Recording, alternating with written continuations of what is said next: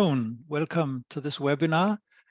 We will start in a minute or two. I see Charlotte is busy admitting people. We're very pleased to have about 70 people who have registered.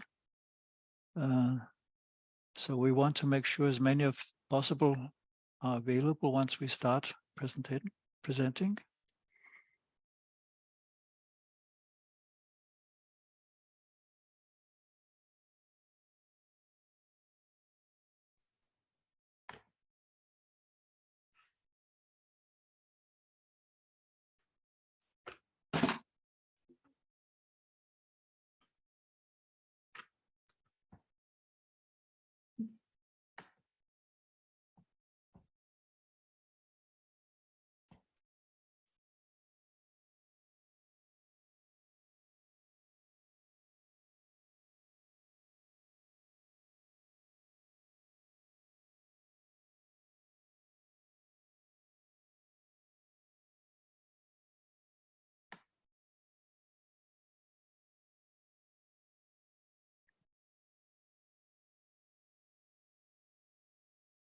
Right, I think most people have been admitted by now, and if any latecomers, Charlotte is sitting, so to say, beside me, co-hosting, and she will take care of most of the practical issues. Last time at our first webinar, we had a few practical challenges, so we are trying to improve on it this time. It looks good.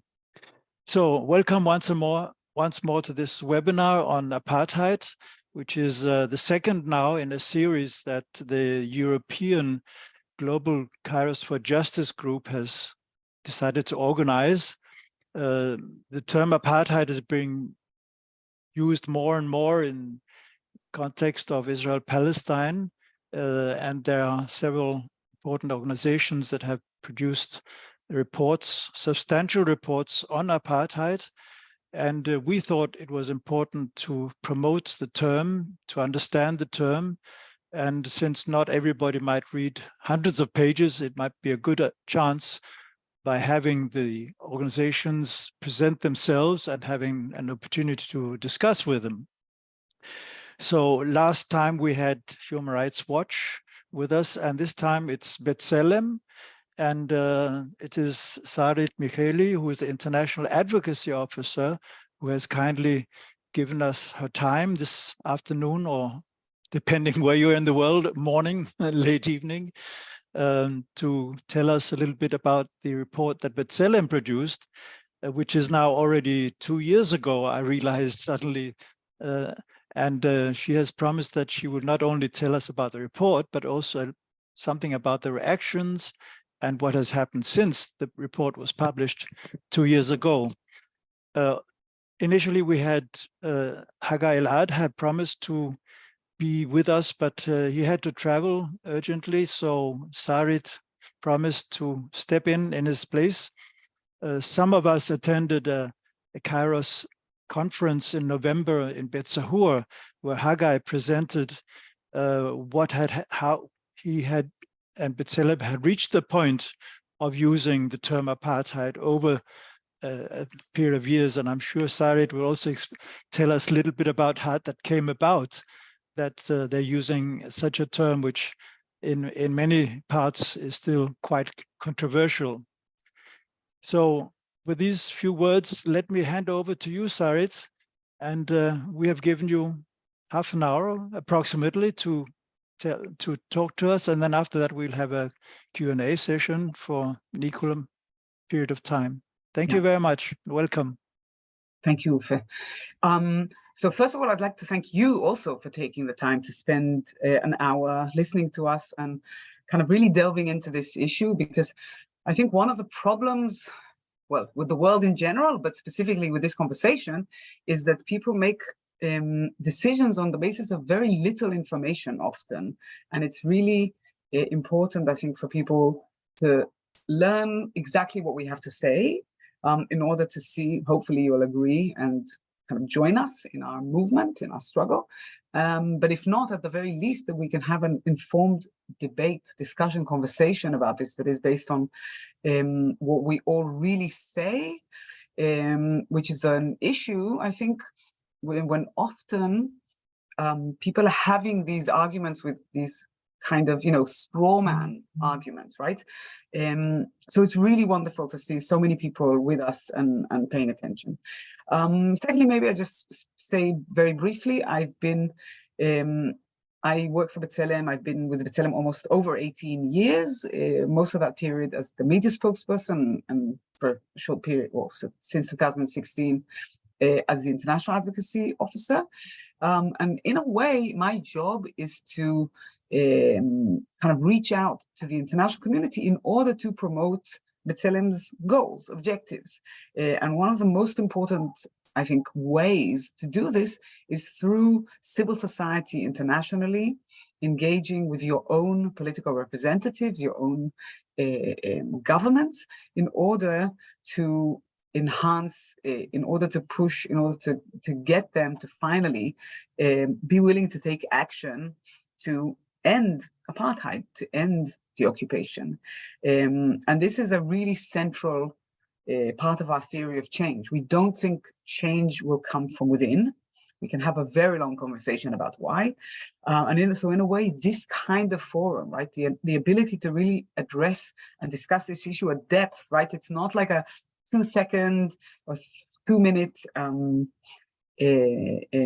like soundbite, is really, really appreciated. So after having said all of this, maybe I'll describe very, very briefly, or not very briefly, somewhat briefly, the process that we went through, and then talk primarily about what we actually said in the report, and then discuss what happened since. But also, I think I'd like to tie the notion of apartheid to a few things we've been seeing on the ground recently, and really just show how our analysis now is informing how we discuss them. So B'Tselem, for many years, B'Tselem was established in 1989. And that was at the height of the first Intifada, before the establishment of the Oslo process and the Palestinian Authority. And I think, if I'm very simplistic, and apologies to history for being a little bit, maybe even too simplistic, when the organization first started, it looked at the occupation as a temporary issue, and hoped, or its goal was to, through documentation and exposure of the reality on the ground, or of Israeli human rights violations, cause or lead to change, get Israelis to understand what is done in our name to the Palestinians, in order to spur on action to end this. About, probably like 20 years ago, more or less, we've been discussing the occupation as something not temporary any longer. And I would say about 10 years ago, 9-10 years ago, we've really gotten clarity internally about the fact that of the absurdity, I would say, of using even the kind of notion that this occupation is temporary, right? It's clearly a permanent occupation, and I think our conversation since then has been really based around getting the international community, getting international action to end it. There have been other developments, though, and I think over time it became clearer and clearer that the framework of occupation, so the framework of looking at the situation in the West Bank, East Jerusalem, and Gaza, is simply no longer appropriate to what we see around us, to the reality that we see around us. And this is something that isn't just a B'Tselem idea, right? This kind of conversation is quite common among other human rights, has been quite common among other human rights organizations and other experts on the matter, on the situation on the ground, and also clearly emerged, and this is a very important point, emerged from Palestinian thinkers and Palestinian human rights activists, utilizing the terminology of apartheid, but not just the terminology, utilizing or describing, analyzing the situation as an apartheid. regime. And I know that Omar Shakir from Human Rights Watch was with you, so you probably also heard the process that Human Rights Watch went through in their own understanding. And I think this was quite a common process of conversations among us all in recent years. I think so. B'Tselem really delved into this issue and began to do our own explorations and our research and writing and reaching decisions. I think it's a kind of a slow incremental process, but I think for us really the clarity came in 2018 when Israel legislated its Jewish nation state law, right? So legislating basic law to the extent that Israel has any form of constitution, the basic laws serve as a constitution.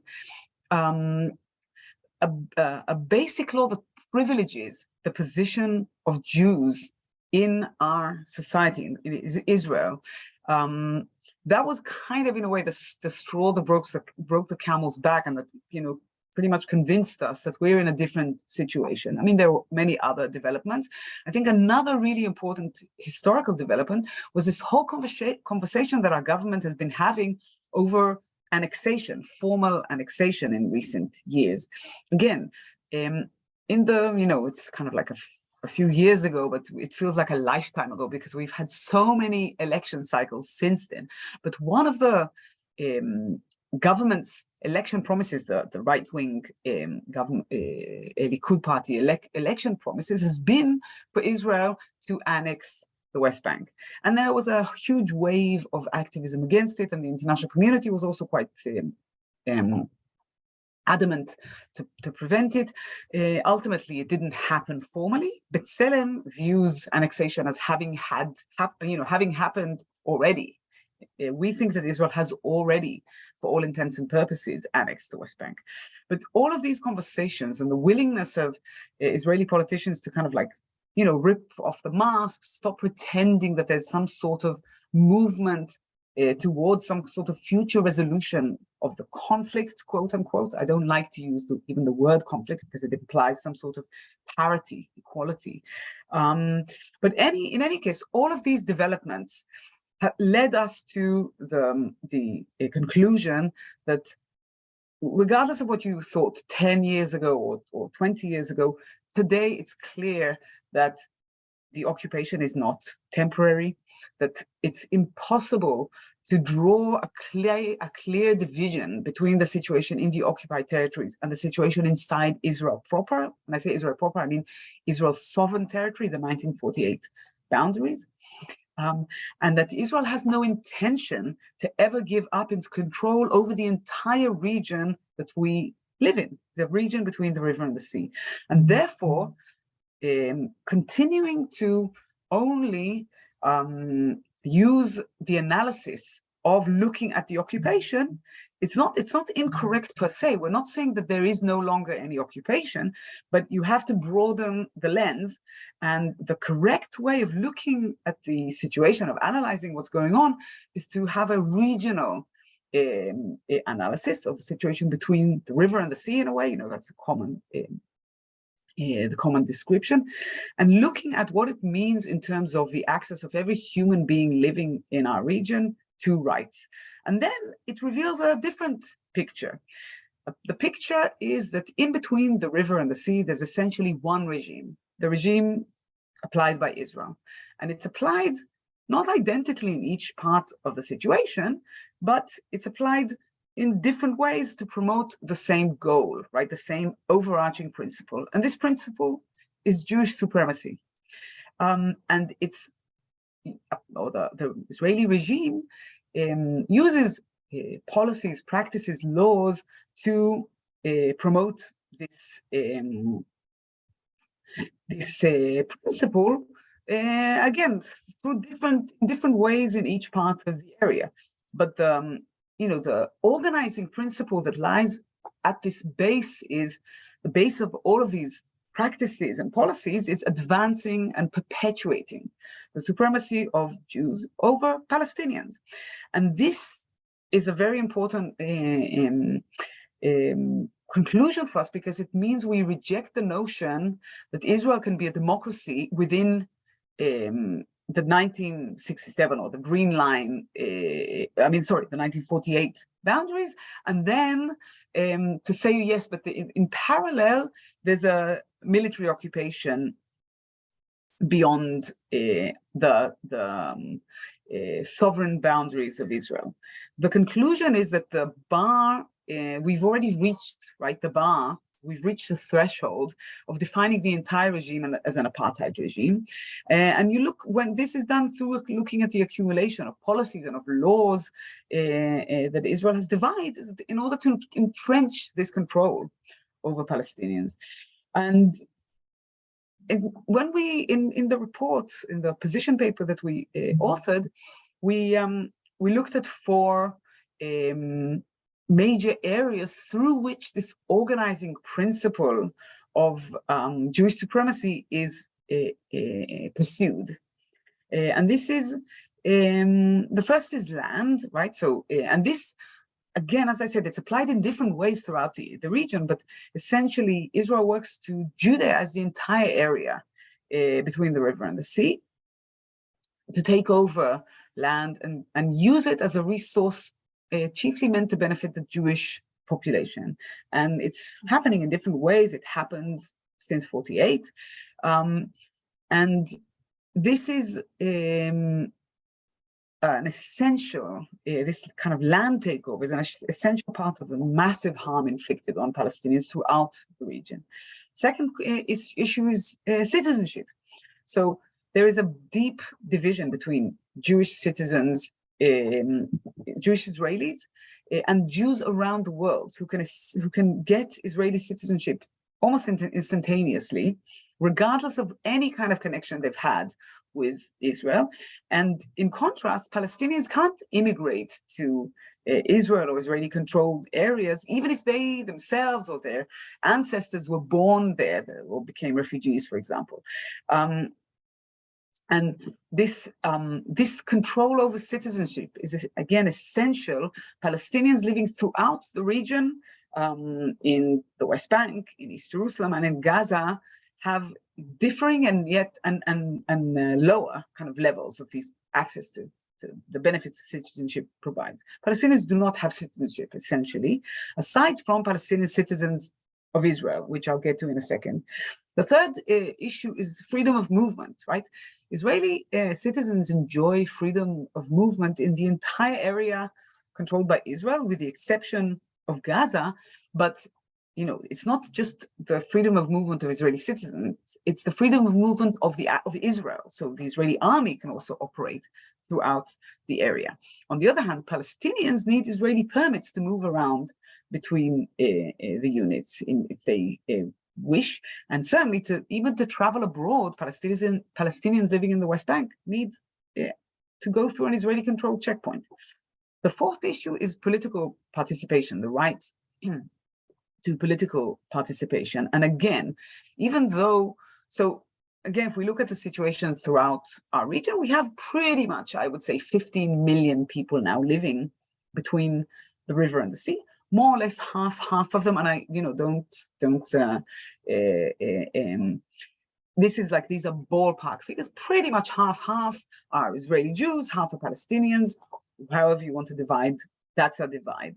But in terms of who can elect, who can run for office, and who can elect the government that actually makes decisions about every single person living in the region, the only people who can do that are Israelis, because our government makes decisions about everyone living in our area. The Palestinian Authority and the Hamas de facto government that supposedly are, you know, kind of have been described as those representing Palestinians. I'm not getting even into the issue of legitimacy. I'm setting that aside for a moment.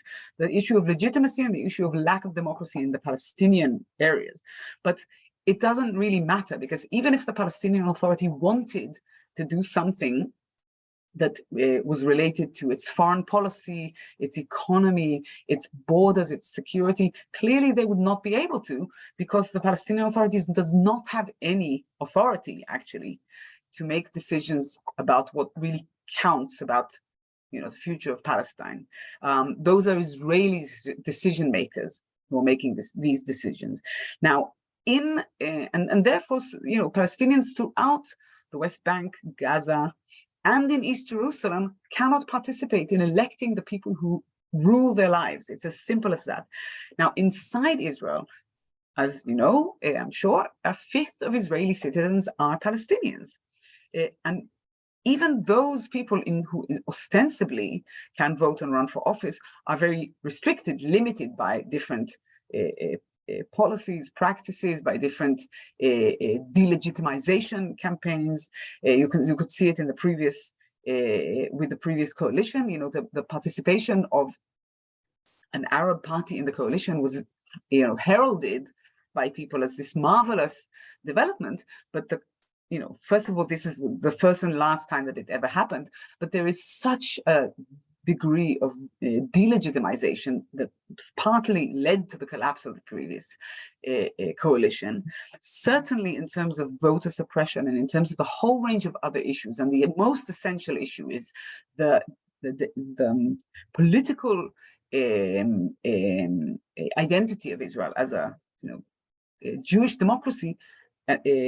Palestinian citizens of Israel have been barred from ever trying to change this. So we would argue that even that this very, very uneven equal political participation is extremely limited, even for Palestinian citizens of Israel. But certainly, Palestinian residents of the West Bank, Gaza, and East Jerusalem are simply not able to participate politically. So basically, if we analyze the entire, as I said, the entire area between the river and the sea, people like me, Jewish Israelis, have, based on all of these laws, policies, and practices, and based on the history and the situation, we have a superior position in terms of our access to rights.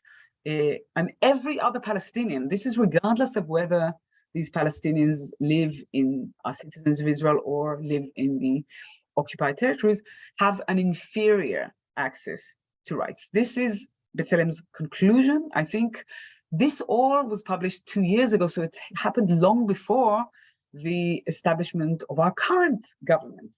And I think when you look at our current government, the shocking reality is that none of this is even hidden or obscured any longer.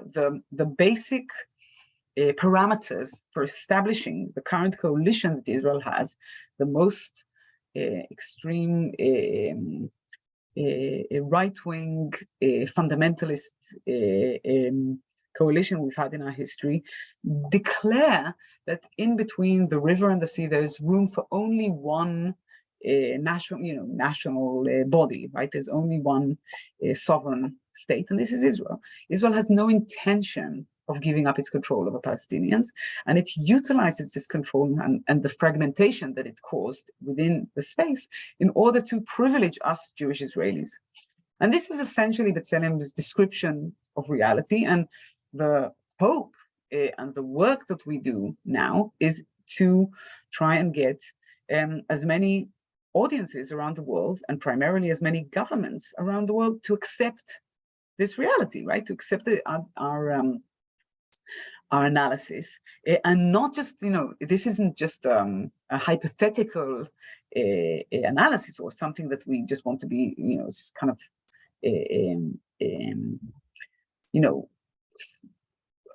an assessment or an attempt to create a useful analysis. Obviously, the intention is to change this reality, and in order to do that, certainly the only thing from our perspective that could change this now under the current political situation, this political gridlock we see around us, is international action. Now, I'm under no illusions that any Western governments will adopt this analysis in the near future. We're all very realistic. But I think that it's important for international civil society to accept this terminology, to accept this analysis in order to inform your work and also eventually inform your audiences, your constituencies, and ultimately get your government to take action. Maybe I should also clarify a few things. Certainly, B'Tselem is not utilizing the term apartheid, I call it the A word, in order to describe an exact historical replica of South Africa. That's not the terminology. That's not what we're saying. What we're saying is, although there are certain similarities in aspects of the apartheid regime, we're talking about the modern description of apartheid. Today, apartheid is considered an international crime. It's on the Rome Statute of the ICC. There's a covenant, apartheid convention, and we're talking about a situation or a reality of inhuman acts committed within a systematic regime that intends to perpetuate the control of one racial group over others, right? And that's what we're discussing. So from my perspective, this is my personal opinion, although ideally we would like everyone to adopt the terminology apartheid, to use it and to take action that stems from it. From my perspective, I think it would be a good start if the international community accepted all of these provisions, right? They need to accept that there are inhuman acts, that they're committed in a systematic way. It's not coincidental, and that they're committed within the framework of a systematic regime that aims to perpetuate Jewish supremacy, the supremacy of my community essentially over Palestinians. This would be a good start, and maybe in the short time that I have, I'll talk about what happened since. Now, what I'll do is also during the Q&A, I will post some links to B'Tselem's apartheid position paper. I will tell you right now that if you are going to only read one text on apartheid, read ours, because ours is 8 pages long, whereas Human Rights Watch and Amnesty's are like, God knows, 267 pages each. So I know what I would do. But I would also, like joking aside, I also want to clarify that these are very different texts, right? B'Tselem's text is more about, is a manifesto, right? It describes the way we view reality. We do not aim to provide a legal analysis. Human Rights Watch and Amnesty did a very good job in doing this kind of analysis. They reached slightly different conclusions, but I think complementary, essentially. Previously, prior to B'Tselem, an Israeli organization called Yesh Din, who I'm sure you're familiar with, issued a very, very detailed legal opinion authored by Michael Sfard on apartheid in the West Bank. They didn't really look at the situation inside Israel's sovereign territories, but they gave, again, a very good legal analysis of the crime of apartheid in the West Bank. And then I should say again, previously, Palestinians have been saying this all along, right? We understand why, and it's very unfortunate that Palestinian voices have been silenced on this issue for so long. I mean, understanding it does not mean accepting it, certainly. But since B'Tselem's release, as I said, Human Rights Watch and Amnesty have released theirs, and since our communal kind of statement, some UN human rights experts also included or adopted the terminology. And I don't think states in the West, as I said, in Europe or the West have done it. Certainly in other areas, sure, but elected representatives and former ministers and a lot of kind of politicians have actually begun adopting the terminology, not necessarily to say this is apartheid, but to, at the very least, focus attention on the fact that so many human rights organizations and UN human rights experts are doing it. So not necessarily kind of putting their, name on it, but at the very least pointing to the fact that this is a conversation that is being had again and again in the community. And this, I think, is really, really important. And I should also say that in Israel, the term apartheid, and B'Tselem did a ton of work on this internally. We don't just do international advocacy, although we are very, very proud of our international advocacy. We do a massive amounts of work internally in Hebrew with Israelis to raise this issue. We did lots of kind of PR campaigns, and we are constantly drumming in this message, because I think it's also important for us Israelis to really use the term correctly. And it's not that the word apartheid has not been used by Israelis before. It's been used again, and maybe Omar gave you his list. He has a list of his official Israeli voices that utilize the term apartheid, but most of those people discuss it in the framework of a hypothetical future where some sort of something is going to happen at some point, and this will be apartheid. What we are saying is, no, this is already. We could have probably reached this conclusion 10 years ago, 15 years ago, 20 years ago, but fine, let bygones be bygones. Now, based on what we see on the ground, based on this current government, the previous governments, and every other, information piece we get, it strengthens our assessment. And I think Israelis, so in contrast to these previous kind of statements, many more Israelis are just talking about the situation happening on the ground now. And this isn't just Israelis from the kind of like radical left or the pro, which I just call the anti-occupation camp. It's, I think, a broader camp, certainly not a majority. I want to be very clear. But I do think, and this is my, I should say, clarify, this is my personal assessment based on reading a lot of Israeli media, kind of being, accessing a lot of these conversations. I do think more people are willing to accept that we are, an apartheid society. Now, I want to maybe just dedicate a couple of minutes just to talk about two things that happened in recent days that really kind of focus our assessment. There's two essential things. The first is the massive settler attacks the settler pogrom over the village of Hawara. And again, I'm sure everyone is aware of it, so I'm not going to get into details.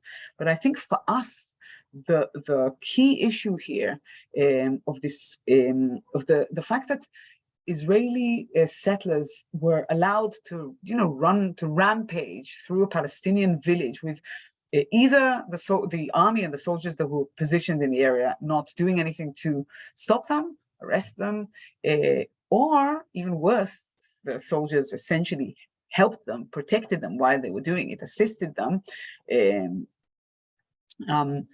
This is an excellent example, I think, of how this regime really affects law enforcement. It affects a sense of safety, the sense that from the river to the sea, Israel is the only body that is intact. There's like a kind of a monopoly over the use of force from the river to the sea. That also this kind of like these apartheid practices of assisting an assistance by the state, not just by these individual criminals, but the actions of the state that benefit, that support, in some cases financially as well. Like there's a lot of financial support for these so-called settlement outposts that are base camps essentially for these terror attacks against Palestinians. So all of this, the state supports it, the different state bodies are clear that they enforce the law in a completely unequal way on Israelis and on Palestinians, right? Palestinians who harm Israelis will immediately be arrested, and Israel will invest vast resources in finding them and essentially, often killing them, but in other cases trying them. When it comes to Palestinians who attack Israelis, I'm not drawing an exact parallel, by the way. It's just to show the different ways. There is just simply a state policy of avoidance. So this is just one example of the totally different treatment and that emanates from the regime of Jewish supremacy. The second thing I want to say is that in Israel, in recent weeks, we've had really quite incredible and very, very inspiring demonstrations for democracy. And I'm using inverted commas when I say democracy, because clearly we at B'Tselem and I think the apartheid camp, in a sense, in Israel, does not view Israel as a democracy. But from the perspective of these Israelis who are protesting against the attempt now of our new-ish government to eviscerate the judiciary, to politicize the process of appointment of judges, and to bring in a lot of very, very corrupt legislation, Israeli Jews are feeling that they're losing their democracy. And there's massive protests about in which democracy has become the rallying cry. And one of the really important, I think, goals for us in the camp that I think has a more correct understanding of reality is to really reach out to these Israelis and talk to them about the fact that what we're talking about, in a way, is democracy for Jews only. It's a democracy that Jews enjoy, Jews like myself, and I should say I'm also part of this privileged group, but that for Palestinians, it's a very, very different situation. And there's an ongoing attempt to try and really constantly really discuss this with these protesters. Some people succeed, in other cases not really. But for me, this is a really big challenge, because I think the privileged people, those who live under a regime of Jewish supremacy but are themselves Jewish, find it very, very difficult to understand or to step out of this matrix for a second in order to see what this regime does to Palestinians. So I think it's really a big challenge for the real democratic camp now. And I know, for example, and I personally participate in demonstrations that are part of the pro-democracy demonstrations, but to really talk about total, real democracy for every human being between the river and the sea. So freedom, rights, safety, security, etc., for every person living in our region. And this, for me, is what we really have to go in and convince the pro Democracy for Jews camp, and to get them on our side. And I do think have to say I'm not very optimistic about the situation in our region. The situation is very dire, but at the very least, a large group of Israelis who are currently being politicized, and maybe some of them understanding the connection between long-term occupation, between this apartheid and the situation inside Israel, it's our obligation to really go in there and try and convince them. So I finish here and open to questions, and I will, while you're kind of reading out the questions, I'll post some links, and really, I kind of really welcome anyone's comments, and also welcome you reading, of course, our material. So thank you. Thank you very much, Sarit, for this presentation, also filling us in on the latest developments and what perspectives you see in what we see daily in the news. Very important to hear from an Israeli voice, and just not only from our own media.